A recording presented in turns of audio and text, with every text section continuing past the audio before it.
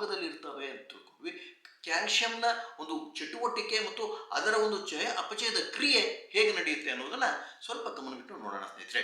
ಈಗ ಕ್ಯಾಲ್ಶಿಯಂ ಅಂದ ತಕ್ಷಣ ನಾವು ಏನ್ ಮಾಡ್ತೀವಿ, ಟ್ಯಾಬ್ಲೆಟ್ಸ್ಗಳ ಒಂದು ರೂಪದಲ್ಲಿ ನಾವು ತಿಳ್ಕೊಳ್ತೀವಿ. ಆದ್ರೆ ಕ್ಯಾಲ್ಶಿಯಂ ನಮ್ಮ ಆಹಾರ ಪದಾರ್ಥಗಳಲ್ಲಿ ಪ್ರಚುರವಾಗಿ ಇದೆ.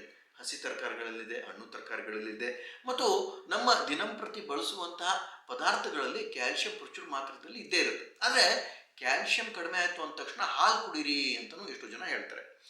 ಹಾಲಿನಲ್ಲಿ ಇರ್ತಕ್ಕಂಥ ಕ್ಯಾಲ್ಶಿಯಂ ಮನುಷ್ಯನ ಆರೋಗ್ಯಕ್ಕೆ ಬಹಳಷ್ಟು ಹಾನಿಕರ ಅಂತ ತಿಳಿದು ಬಂದಿದೆ ಸ್ನೇಹಿತರೆ. ಈಗಿನ ಒಂದು ಹಾಲು ಏನಾಗಿದೆ ಅಂತ ಹೇಳಿದ್ರೆ, ಅದು ಜರ್ಸಿ ಹಸುವಿಂದ ಬರ್ತಕ್ಕಂಥ ಹಾಲು, ಅದು ಕೇಸಿನ್ ಅನ್ನೋ ಒಂದು ಪದಾರ್ಥವನ್ನು ಸೃಷ್ಟಿ ಮಾಡುತ್ತೆ ನಮ್ಮ ದೇಹದಲ್ಲಿ.